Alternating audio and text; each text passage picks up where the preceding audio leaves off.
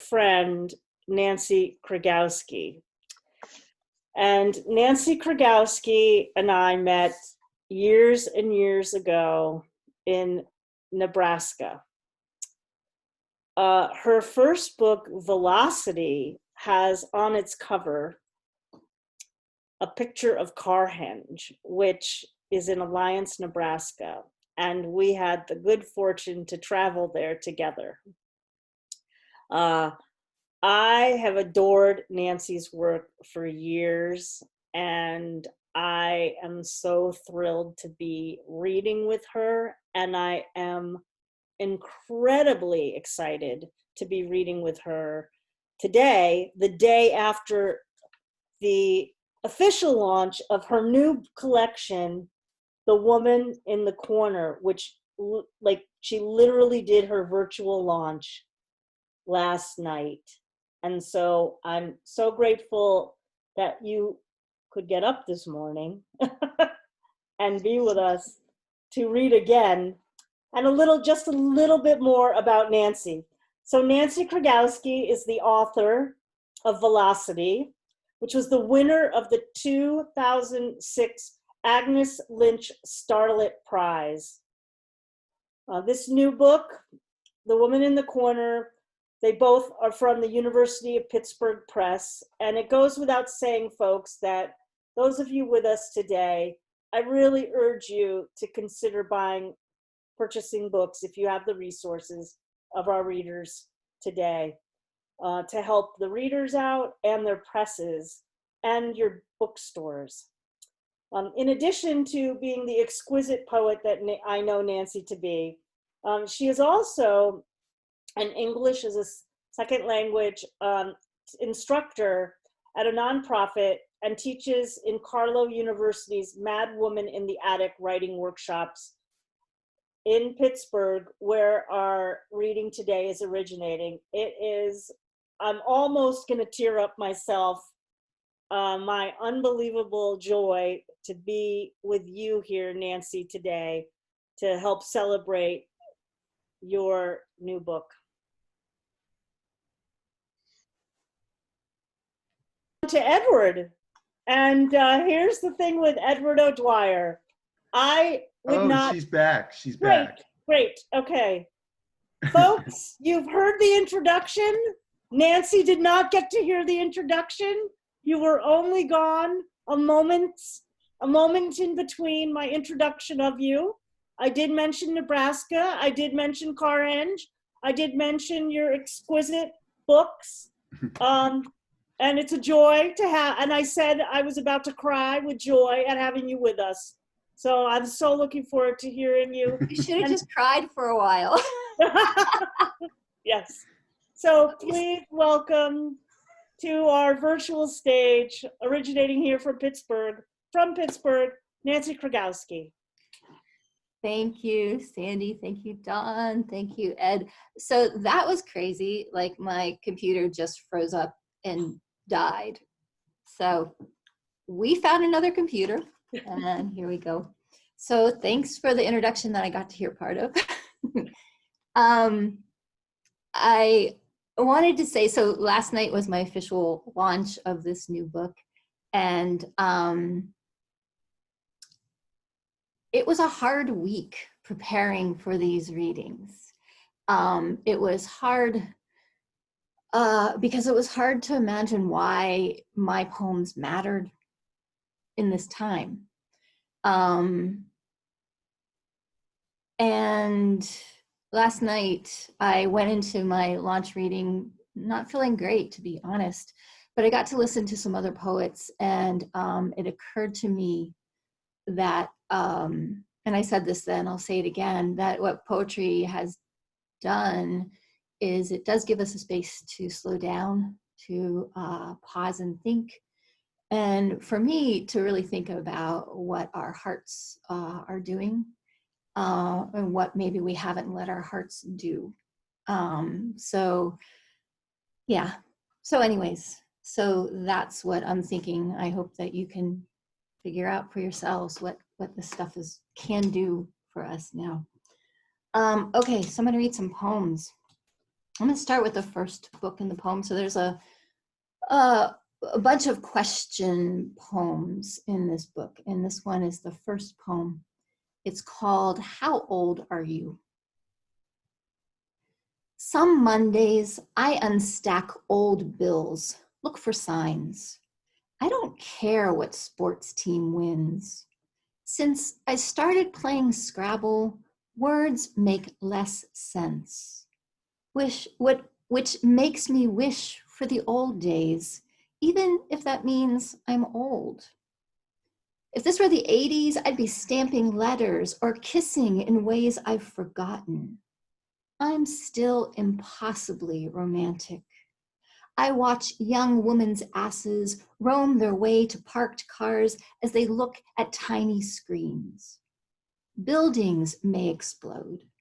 I still make goofy faces at cameras, though I know how to make my face look thin, chin out, head down, which reminds me, the same greenhouse gases that destroy the ozone help produce erections. Is this why I keep forgetting my reusable grocery bags? In the past decade, I've learned to comb my mother's hair, cut her fingernails. She says, ow, ow. If I could give her my brain, if I could get my own daughter to say what she thinks. Long ago, my grandmother crossed the ocean with a stranger's baby.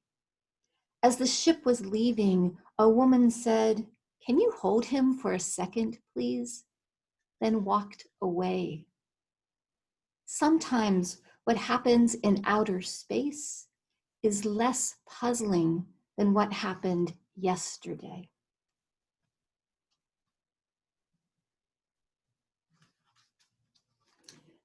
So yeah, puzzling. The next poem is, so I'm a bike commuter. When I have a work to go to, I'm working from home now. I commute on my bike in Pittsburgh. And this is a biking poem, and it is called Welcome to America. And I think, well, I don't need to introduce it. Okay, welcome to America. I swing leg over bar, strap on helmet, dodge cars. Old men in trucks yell, "Get off the road," as I head to the rail trail.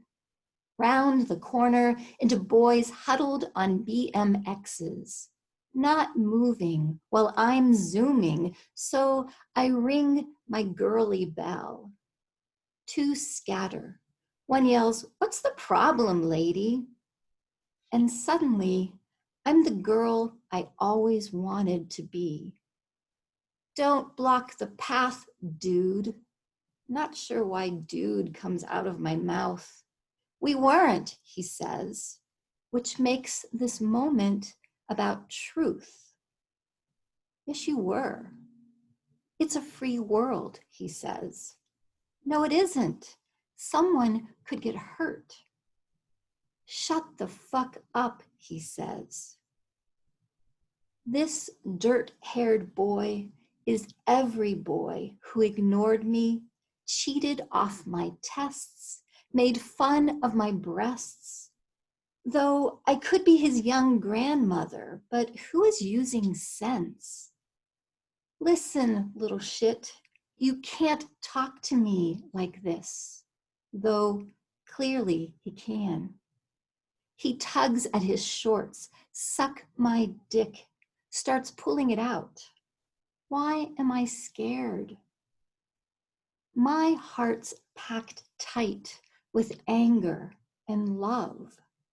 My daughter, nieces, sister-in-laws who are like sisters, memories of cooking with my mother, husband, brothers, playing basketball with my father, who once drove out on a snowy night to buy me Doritos because I wanted them.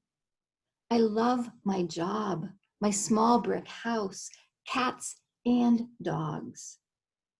I get back on my bike, aim at his legs.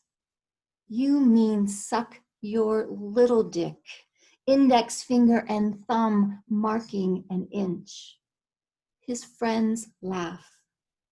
Of course his dick is small. He's a kid. He runs, and I ride home, triumphantly embarrassed at all I know.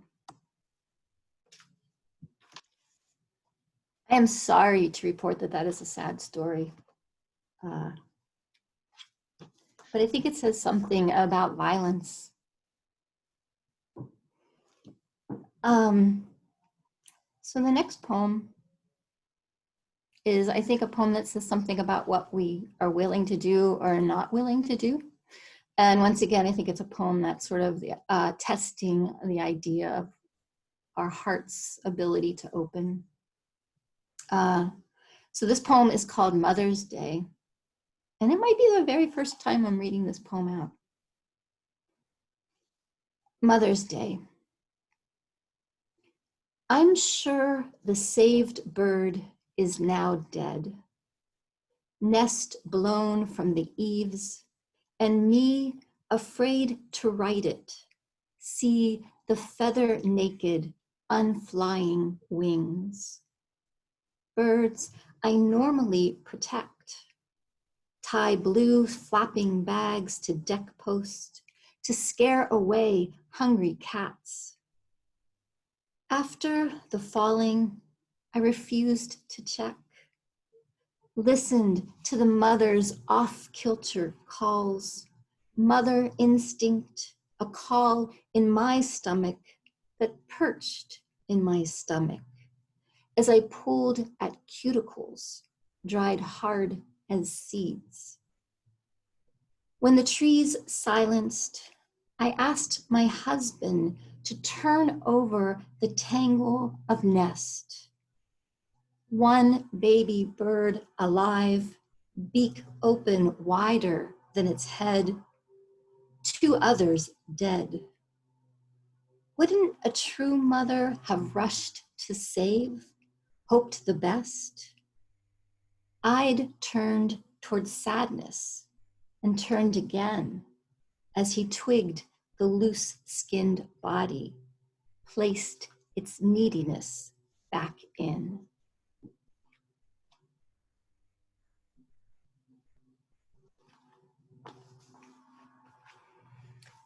So I'm going to read two more poems. The next one's long, and I need some water.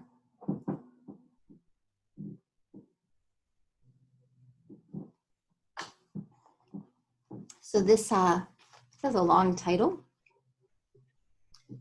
called I Try to Explain the Meaning of Life to a Friend Who Fantasizes Suicide. And a little background, a few years ago, I injured my knee. So I had this crazy injury that kept me on crutches for a long time and I wasn't able to put any weight on my foot. So I was not very good at crutches, I'll let you know. So that's a little background. I try to explain the meaning of life to a friend who fantasizes suicide. I've always been a fan of sorrow, loved my mind's meander to the dark, but now, after 6 one-legged weeks on crutches, unable to carry a simple glass of juice, of butt scooting stairs to the bathroom, to the bed, to the bathroom, to the chair, I've scooted close to that big ass question, what's the point? Which I'd cozied up to before, then turned away from, admiring my ability to not give in to that sticky philosopher's trap. What I loved at 19 and what, as I grew older and committed to growing older, still doubled back on itself. What's the point in asking, what's the point of life? Dear friend, you're exiled to inky dreams of nothing while I navigate a new space-time equation. I can't leave the house, get my mail, make soup because the soup pot's downstairs. Peeing takes 12 minutes, getting dressed 32. I get stuck at least once a day when the crutches I shove up the steps rubber thump down, and I'm blessed with the chance to be still and cry and inspect the dust balls in the stairs corners, how they're made of cat hairs and human hairs and the gray gatherings of dead skin cells, some of which are yours. I study the storied lines in the floor, how slight the change in golden color that marks a tree's year end, the start of another. The crass nail heads the last owner pounded to stop the squeaking. I like the floor speaking when I'm alone. My family's dirt and grease history darkens the wall where a banister should be. Daughter rushing a flashlight to the woods to build a fort. Husband sliding down the dark to turn up the heat so we can make love above covers and be warm. My smudged fingers after running dill to the neighbor who would die before the next scented crop. Dear friend, for years, we've shared attics of sadness. Now, I want to share this. Meaning comes small as a spider's single thread catching sun. Fast and gone as clouds moving on a black and white movie day. I think about the Polish villagers who, less than a century ago, massacred their Jewish neighbors, even though they'd held each other's babies, knew each other's names. And the Syrian man who brings me homemade bread because he's afraid of being hated in his home of refuge. Our lives are small, and the world's beauty is scuffed, muffled. But it wouldn't be beauty if we didn't give it eyes to be seen. Dear friend, you're echolocating a tired brain through the drapes of a past that hangs in your way. I understand why a future of no drapes, no dust, no arms to flex and punch, no waking up could seem better. But last night, a kid who doesn't know yet why he's angry threw an egg at my house. Here, let me show you the grace of those perfect empty shells.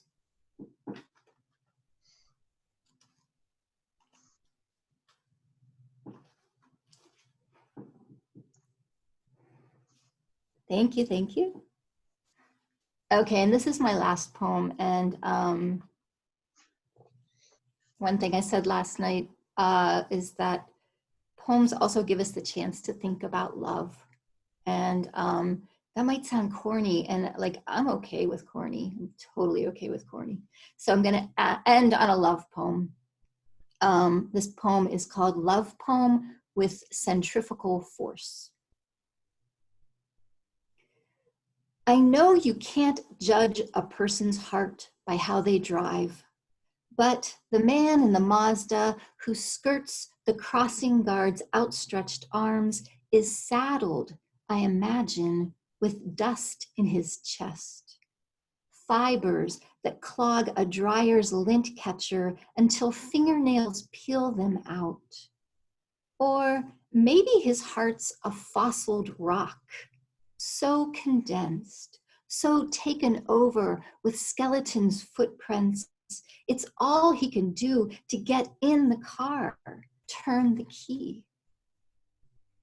The guard who tells me the day's forecast, who reminds kids to eat all their lunch and pay attention in math even when it's boring, has to jump out of the way of the engine's gun, the guy's oversized mouth chucking anger out his window. I learned how to drive as I was learning how to love, changing gears with my lover's hand on my thigh. What delight to feel my muscle being felt. Behind that wheel, I invented the wheel of my life. We'd get married. We'd make books, paintings, and if someday we wanted, we'd make a kid. Of course, we didn't. We mostly made each other sad, wrapped in threadbare sweaters and selfishness. I learned how to feel with another person's heart after years of driving the weapon of my car through real and metaphorical stop signs, not sure why I was so angry. I wish someone could have pulled out my heart, sent it through a fluff cycle, centrifugal force flinging aside the useless grime. Good luck with your heart, Mazda guy. The kids with their monumental backpacks and lazy clothes are beautiful. And the crossing guard, he glows. Thank you so much for listening. Sorry for the technical difficulties. I had set up at the top of the, I call it a broadcast. I don't know what to call this. That I wanted to share books that I have in my collection from Black and African American authors. And the first book I want to mention before is this incredible book called Of Poetry and Protest, from Emmett Till to Trayvon Martin. It's from Norton, and it is such a powerful collection. If you don't know it, I really encourage you. It's some of the most important voices in American poetry writing about social justice and racial harmony in the wake of incredible violence over history. You will not be sorry if you purchase this beautiful, incredible collection edited by Philip Cushway and Michael Ware. Pittsburgh Connection, the incredible Terrence Hayes. I have like 5 copies of this book, American Sonnets for My Past and Future Assassin. If you don't know Nikki Finney, Head Off and Split, go to YouTube and watch her video of her receiving the National Book Award for this, accepting the National Book Award for this collection. Poet Laureate Rita Dove. And another poet laureate, US poet laureate, Natasha Trethewey.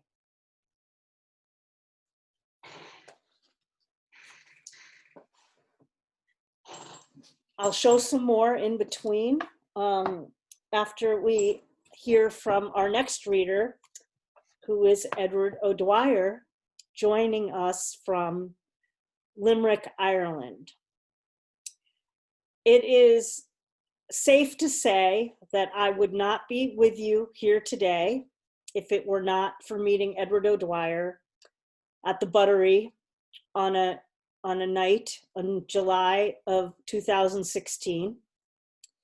I'm so grateful to have met this incredible poet and to have been able to keep the connection going. And it's a thrill to be reading with Edward. Before I give the more formal bio, I'll just say I enjoy spending time with Edward whenever I'm over in Ireland and going to the open mics. And a favorite place there, if you ever find yourself in Limerick, go have a pint of Treaty City at the Copper Room. And I look forward to when we can do that again, Edward, of course. So Edward O'Dwyer is the author of 2 collections of poetry from Salmon Poetry. The Rain on Cruises Street was published in 2014, and his current collection is Bad News, Good News, Bad News, which, as he always reminds people, always gets confused. Is it good news, bad news, good news, or bad news, good news, bad news? It's bad news, good news, bad news. Both from Salmon Poetry. He has a forthcoming collection, I believe, this year. He's also the author of the flash fiction collection called Cheat Sheets. It's a really fabulous collection about infidelity. The interesting thing about Edward is that I think, and many people have said this to me, he is the most likely person to be called gentleman that you'll ever know. And so to think that he has written the book about infidelity that's done quite well is amazing. His work has been featured in journals and anthologies worldwide. He's been nominated for the Forward, Pushcart, and Best of the Web prizes. In 2010, he was selected for Poetry Ireland for their introduction series. And he's been shortlisted for many, many awards, including the Desmond O'Grady Prize, the Northwest Words Prize. And he's read at venues and events such as the Kurt International Festival of Literature, the Irish Writers Center, the Villanova Literary Series in Slovenia, Over the Edge, Ovale, and many, many more. In addition, he's also edited 2 anthologies, Sextet and Sextet 2. And it is with just immense pleasure that I introduce to you all from, with us today from Limerick, Ireland, my dear friend and my salmon brother, Edward O'Dwyer. Thank you very much, Sandy, for that. I think I'll probably owe you a couple of Treaty City at the Copper Room for that introduction. But yeah, that's Sandy's favorite place in Limerick. So Sandy mentioned the 2 collections of poetry, and I'm going to read small selections from those, but what I'm going to read mostly are poems from this forthcoming 3rd collection. It actually should have been out in May, so I don't know when it is going to be out. It's all a little bit uncertain at the moment, but hopefully that's soon. I know a lot of books have been kind of waylaid during this time, not just my own. But I'm gonna start things with the opening poem from that collection, which is called Exquisite Prisons.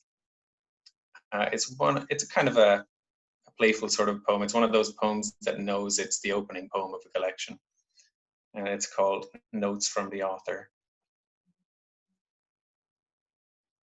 While I imagine many indispensable volumes to be lining your shelves, I am confident of this book's ability to stand up next to any of them. This is not a page turner, unfortunately, which is a popular misconception anyway. You're just going to have to turn the pages manually. And neither will I or the publisher be held accountable for any paper cuts, either financially or ethically, so perhaps just keep a band-aid for a bookmark. None of the thoughts expressed here are my own. You can be sure of that. I just don't know who to discredit with them, since my memory isn't what it once was. If you don't enjoy the book, keep on to it anyway. You can maybe bring it on public transport, hold it up to your face to deter unwanted attention. The publisher has been talking the book up in this regard and seems to have made public transport users its target demographic. Finally, no trees who were happy were harmed in this book's making, just unhappy ones, trees that had given up dancing, no matter the wind that asked them to.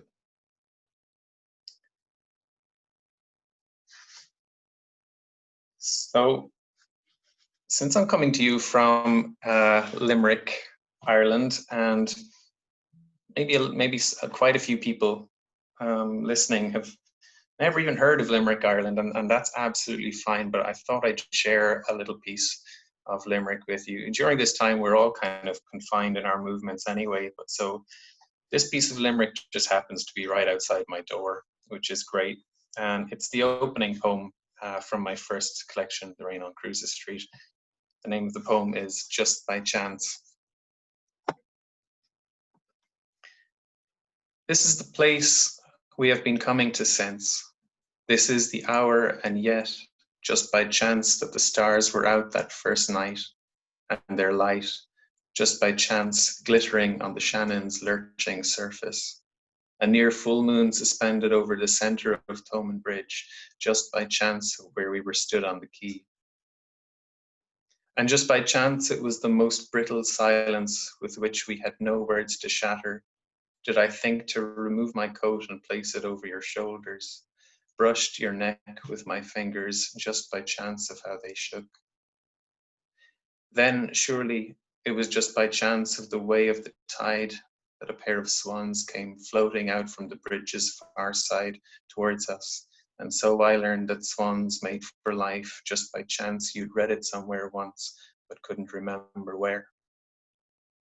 As though just by chance you said that, did it occur to me then I may never have a better opportunity to kiss you than there and then, that average Wednesday, Limerick was the most romantic place ever, and just by chance. And so gently, turning you round to face me, just by chance of the arbitrary direction of a convenient wind, your russet hair all blown back, and so, just by chance, the whole of your beautiful face staring back at me, we kissed our first kiss in the unlikeliest of ways. Sometimes things happen so perfectly, and yet, just by chance.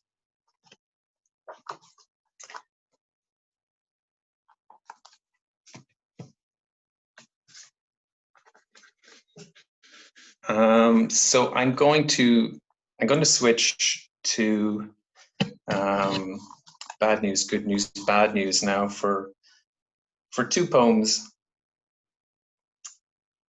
I planned this reading yesterday, but as always, I made changes to that.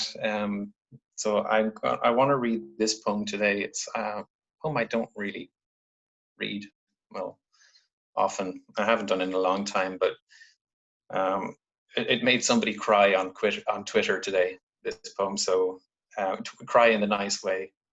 So I'd like to share it with you.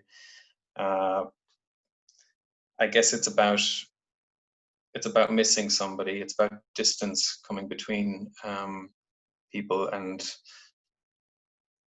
they're waiting for that distance to close. So it's kind of relevant to a lot of people's situation now. A lot of people are missing people that they love, and they don't know when they're going to see them next in person. So this poem is called Prayer. If I awaken and you're not there, I'll fight off the darkness with this prayer. If I awaken and you're not there, I'll stroke the emptiness and think of your hair. If I awaken and you're not there, I'll pull up the covers and shut out despair. If I awaken and you're not there, I'll offer nothing a kiss in which somehow you'll share. If I awaken and you're not there, I'll sniff for your skin scent within the cold air. If I awaken and you're not there, I'll enwrap such vacancy with such tender care.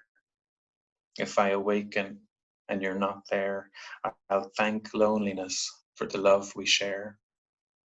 If I awaken and you're not there, I'll fight off the darkness with this prayer. I'll fight off the darkness with this prayer.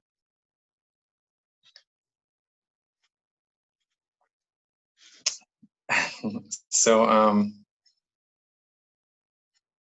it's nice to kind of get affirmations like that. You don't really expect them, and I don't know. Is there a better thing when you kind of need some sort of justification for why you bother writing poems at all. Is there a better thing than genuinely touching somebody with a poem? For me, there isn't. This next poem, Nancy touched on the issue of suicide, and it's, you know, it's a dark place to be going in a reading at a time like this, but I'm going to do it anyway. This poem is called The Whole History of Dancing.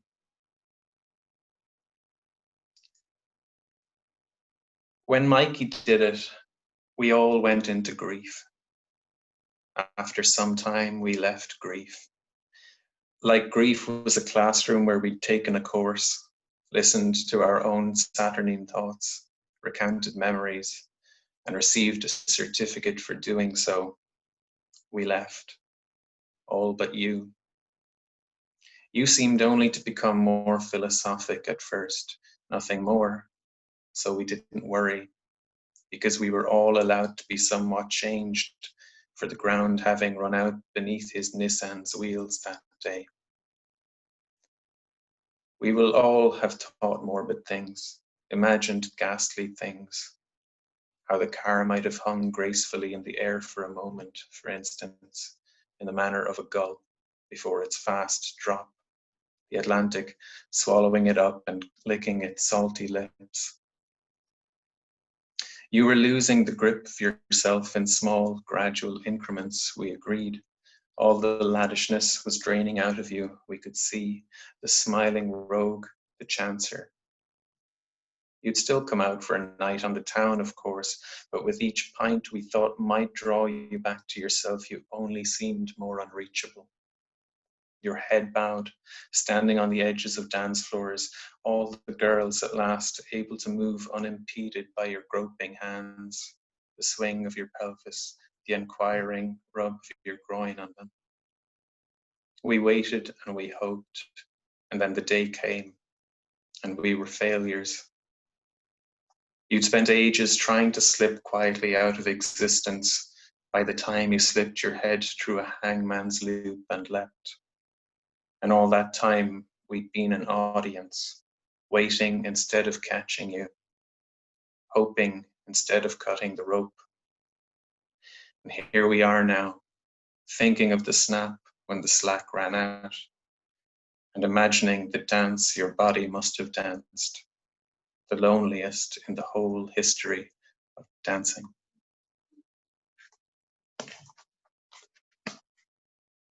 So I'm going to put bad news, good news, bad news, which is probably mostly bad news, aside for the time being. Oh yeah, some people read that book and they come back to me and say, "Hey, really, I really enjoyed it, but where was the good news?" But yeah. So I'm going to do a poem from Exquisite Prisons, and we're all using our phones a lot more, and that's not just recently, it's over quite a few years now. We're all using social media a lot more, and it's great, a lot of it's great, but one of the things that's always disturbed me about it is this seemingly growing need among people to be entertained and outraged in the same moment. It's one of those things that I kind of struggle to get to grips with, and it kind of leaves me disillusioned with using social media.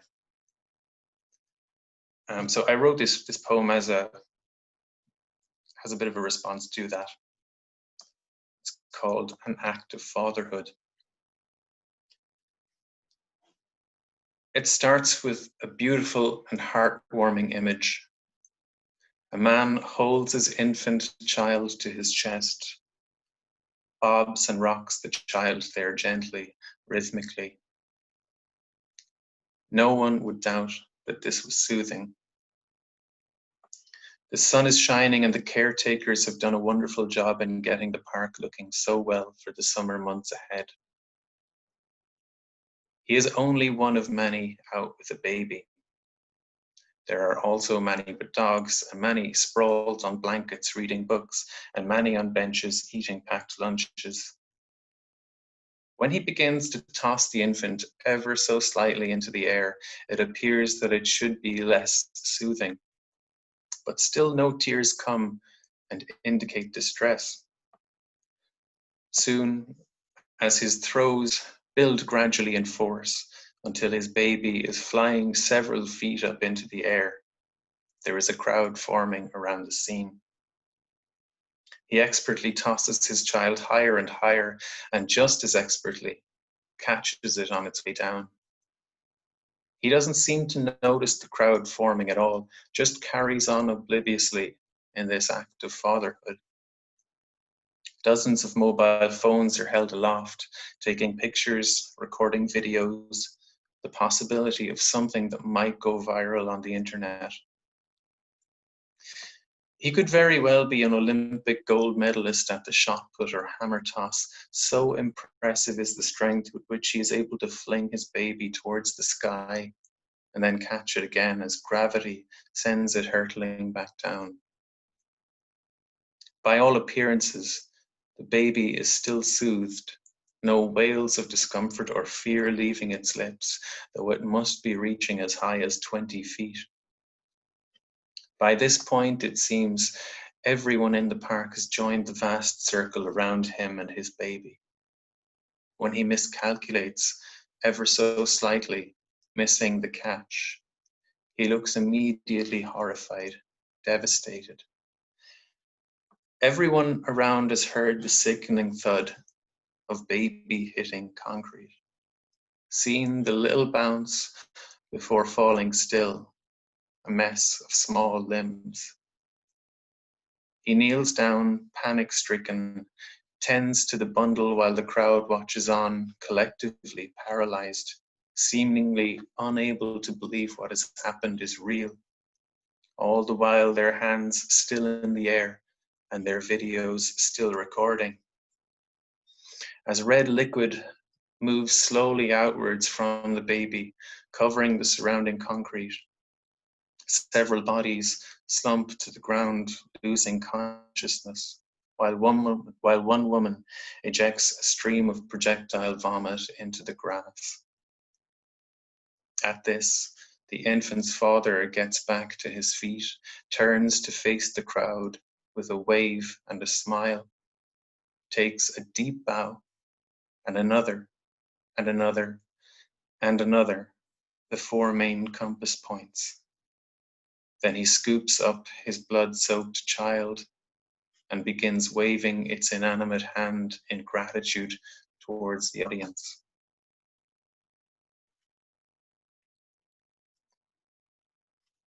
So thank you for bearing with me through that poem. It's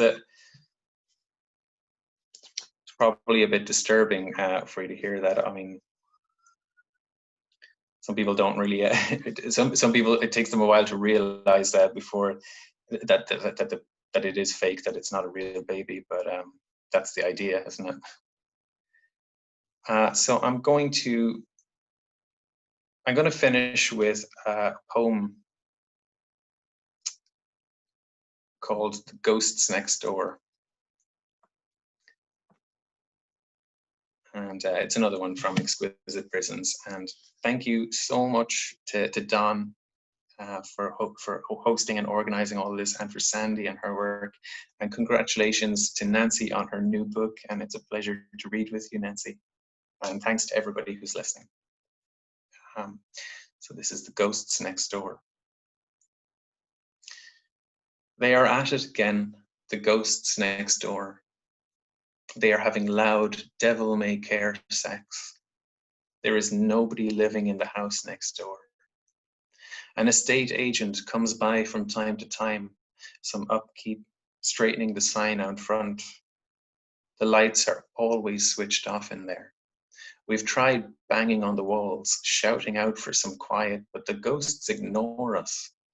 we are talking about bills that need paying, and how the kids aren't doing so well at school, and how the dog's infection has come back, and they are making love, all their moans high and haunting. She died first, he followed 3 months later.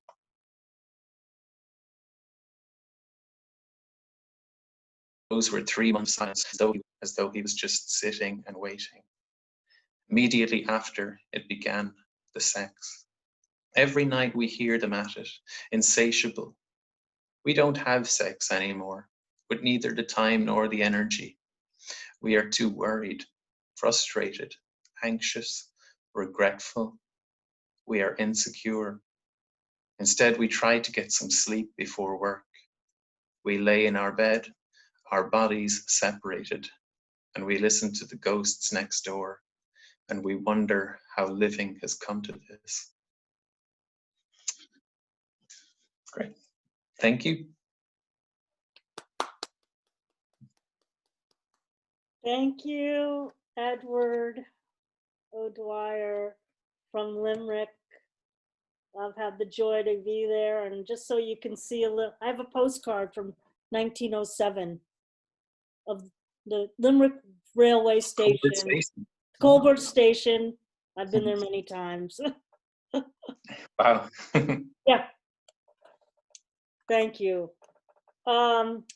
As we said, in between readers, encouraged to lift voices of Black and African American writers.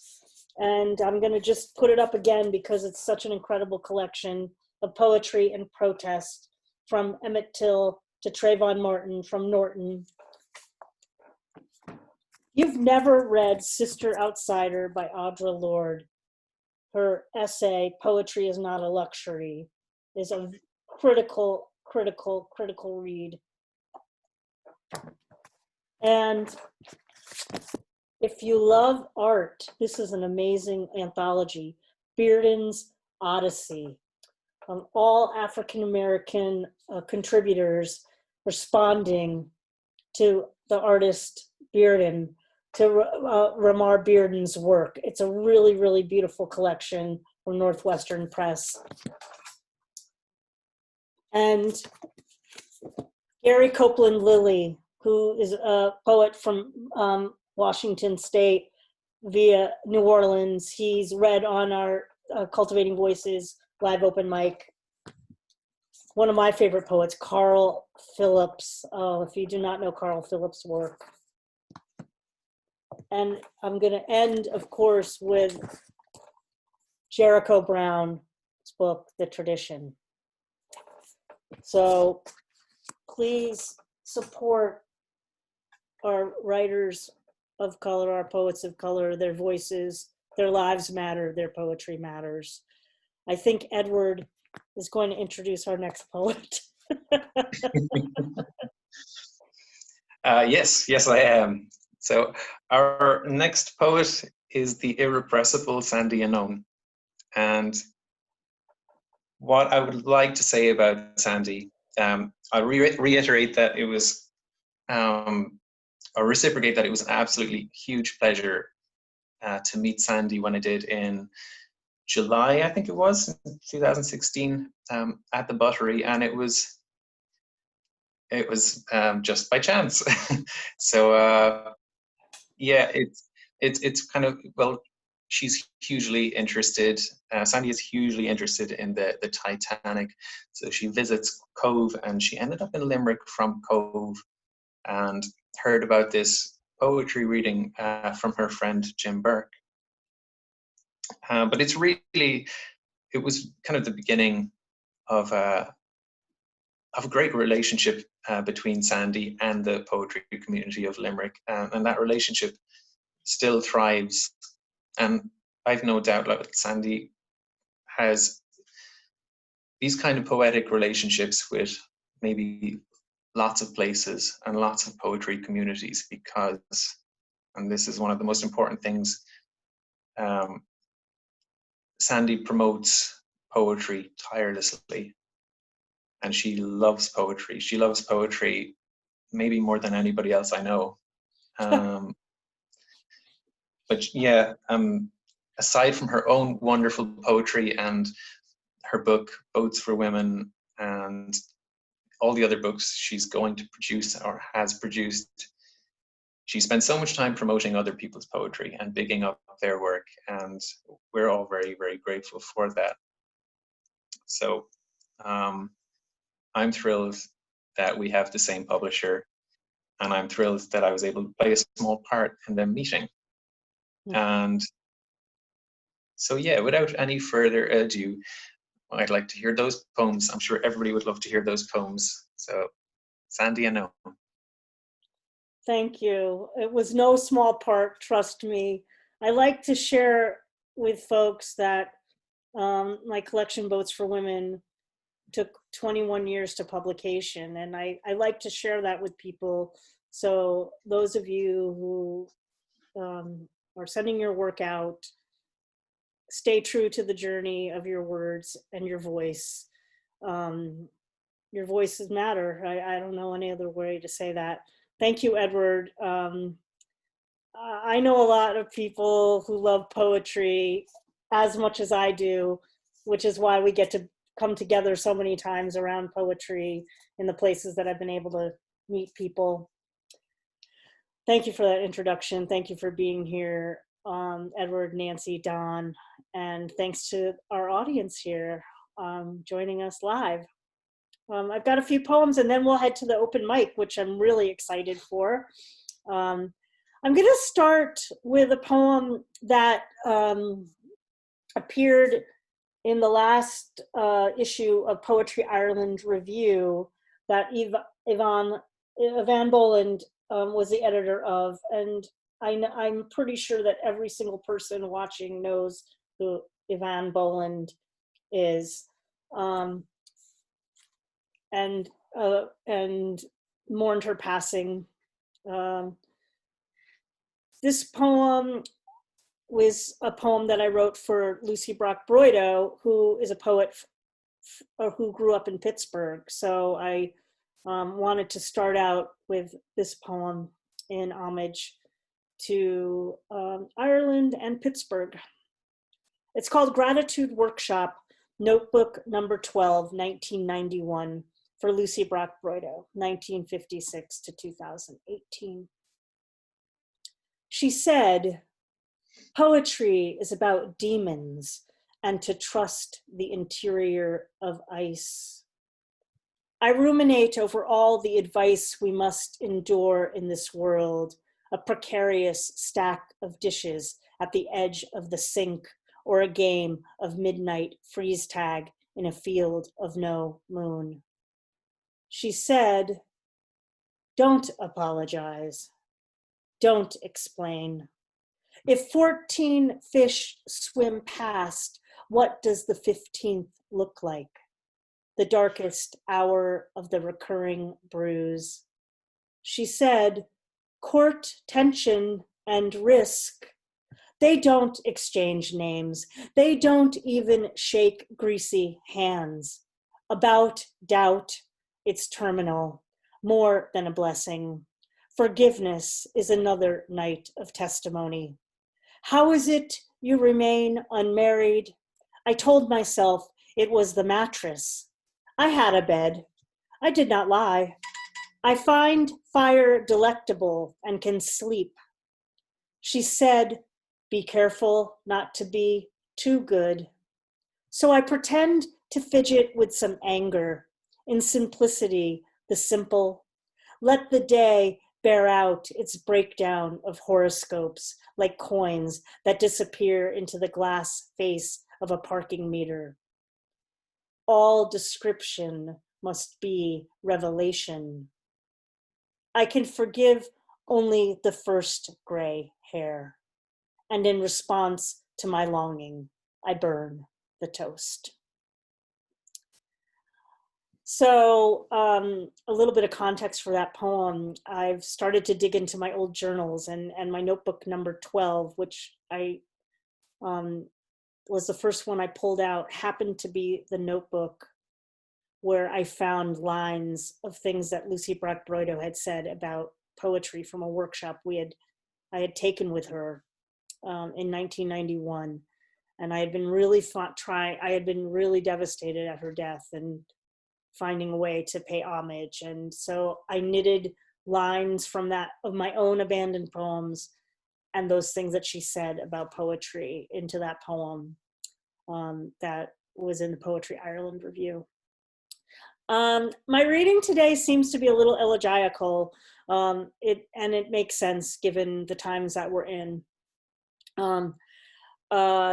This poem is for a friend of mine, the incredible dancer Cabby Mitchell III, who passed away in 2017.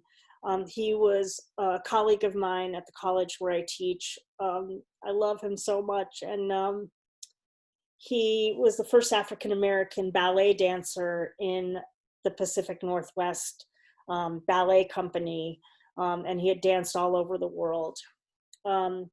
This is a poem that I wrote that tells the story about what happened the day that he died, and we knew what day it was going to be because he had been in a coma. And so this is called The Brotherhood of Sleeping Car Porters for Cabby Mitchell III, 1956 to 2017. At the Quality Inn off Aurora and John, I greet an elder brother with a particular train cap on his head, a Pullman porter who stepped out of time while we wait to ride the elevator with my grief and gratitude and whatever else he has brought from his travels. I can envision how he punches tickets, memorizes routes and timetables in the way he listens in this moment. I tell him about you. The elevator opens, we step in, we rise up the spine of the hotel.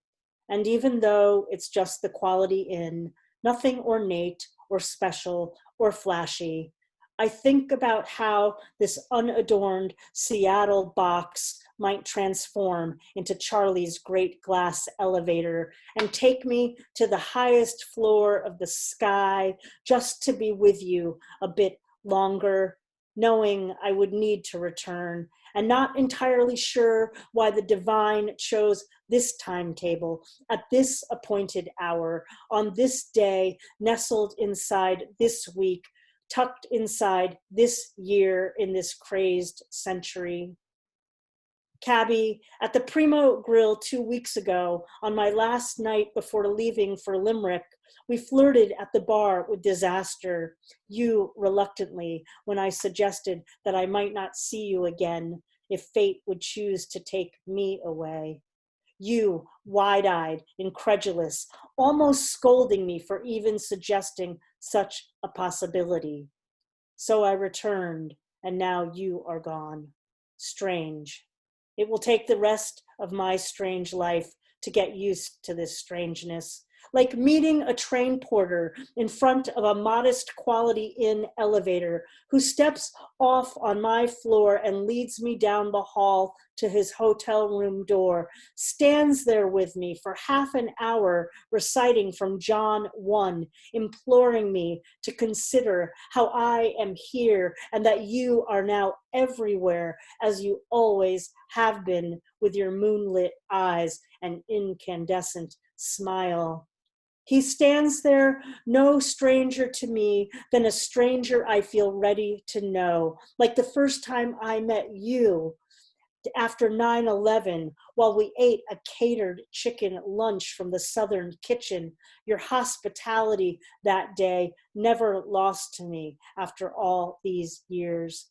He stands there in front of that Quality Inn door, room 223, never inviting me in. The train porter just opens his wallet, removes his business card, writes something on the back, and hands me his card like a train ticket receipt, sends me off down the hall to find my room, where we'll both open our wooden doors and fall into our separate feathered beds, sleep hard, and wake to the day's breaking news of your leaving spreading across time and these cities you've inhabited, like a love train, not entirely desperate to stay true to its scheduled departure. Later, back on campus in Olympia, my students and I marvel at the unannounced thunder for a full 2 hours. There is nothing else we can do after the emergency alert system promises hail. We wait. The hail does not come.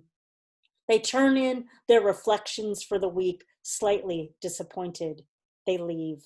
I walk across campus alone, almost taking a detour to your office, then drive home through the city, expecting your lightning to strike me dead. And I admit that I almost wish for this, rather than make it home safely to go to bed, only to wake to my first day without you, to wonder whether grace can find me if I'm not staying at the Quality Inn in Seattle on John Street with train porter Will from Breaking Bread Ministries, looking out for me, looking everywhere for you. So that's a poem for my friend, Cabby Mitchell III. This is a poem that I wrote based on an experience I had in Nebraska. And because Nancy and I spent time in Nebraska together, I wanted to share this. But I also wanted to share this because I wrote this poem after Trayvon Martin's murder, about an experience that I had right outside of my house in Lincoln. And it's really, really a poem about my white fragility and white privilege. And so I wanted to share it with you all today. This is called Drinking Lessons for Trayvon Martin. In my late 20s, I learned little that I can use now, choosing instead to pour drink after drink down my throat until 30. I guess I thought that's what poets did, with glasses never half empty or full, the alcohol moving too fast from hand to mouth to head to linger in its translucent bottles. We'd sit in a sticky booth at the bar at O'Rourke's or Crane River or any place that would have us until we could no longer see the future, let alone care about the clock nearing last call. We chose instead to turn our intoxications into fictional characters each morning when we woke to write with our headaches. Lincoln, Nebraska was a good place to raise these children, the streets safe enough to walk at night, when I knew enough not to drive. One sober night, I said hello to a man on the sidewalk outside my house. He kept to himself, looking down as he passed, then stopped dead, turned and walked back. You're not scared to say hello to a Black man on this street? His voice shaking, betraying his bewilderment as he punctuated his question. I invited him up to my apartment to further prove my point. But once upstairs, I could only go so far, offering water from the tap with a few cubes of ice in a vintage thrift store glass. Somewhere I had learned I could talk to a Black man on a street in any town, USA. But with him, I could never drink. And because I really, really thank you, I want to get us to the open mic. I'm going to, actually, I'm going to read a poem that I read the night that I met Edward. It's a sestina, so it's a little long, it's 39 lines. I'm also really aware with all the intersectionality that this is Pride Month. And of course, in Orlando in 2016, in June, the anniversary is coming up.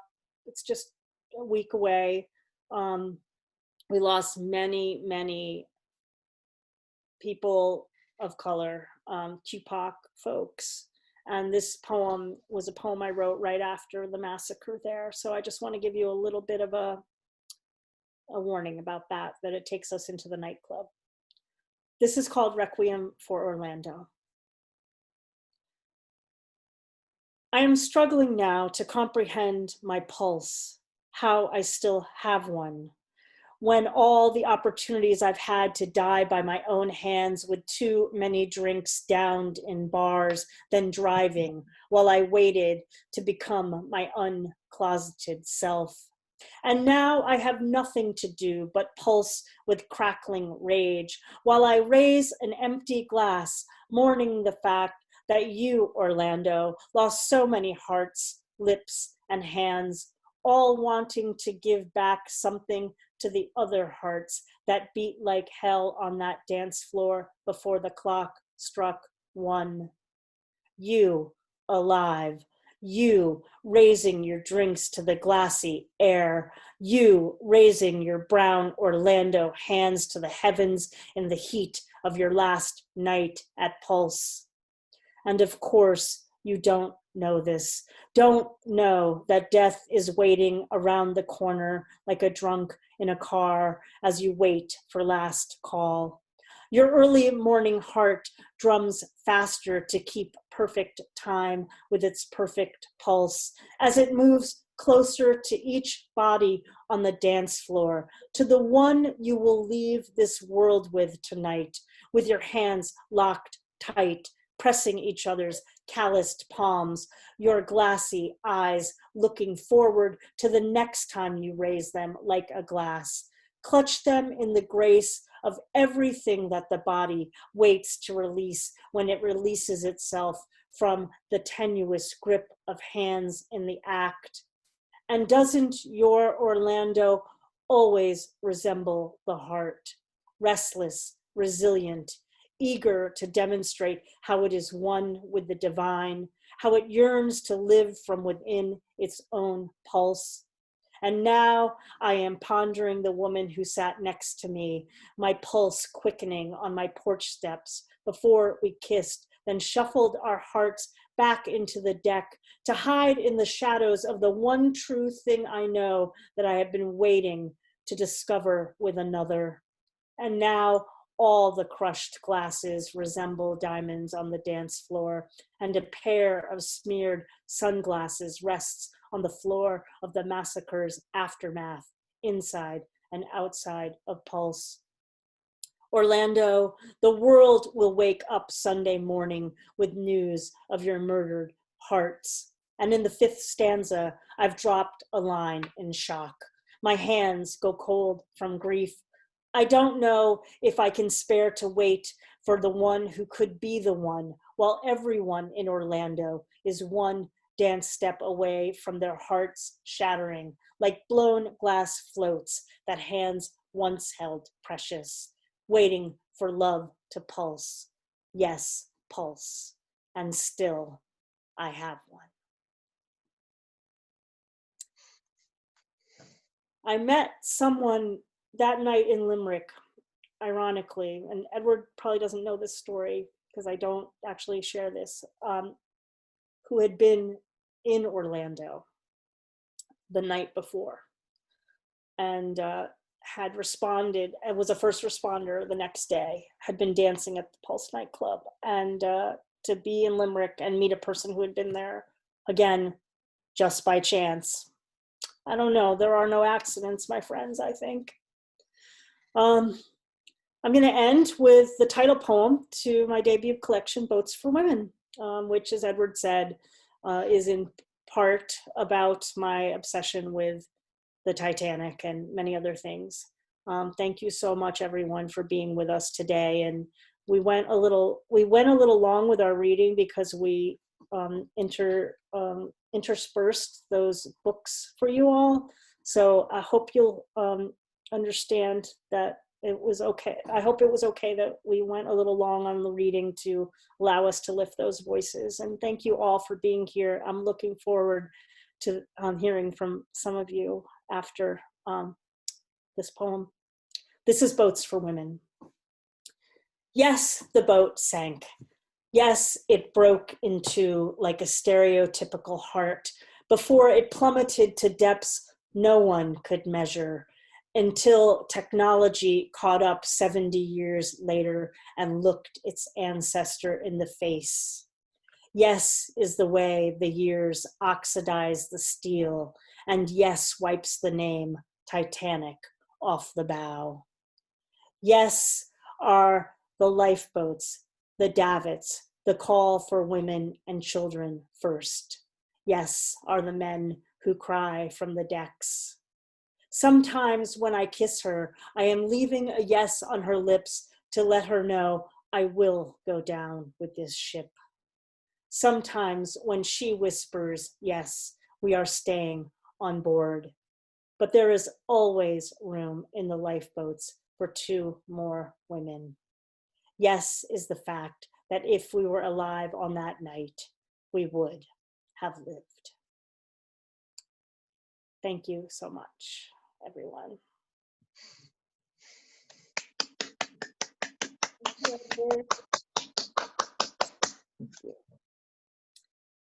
All right, we have come to the time. I hope we can go till 10:45. Is that all right, Don? If people can stay with us? Definitely. Okay, thank you.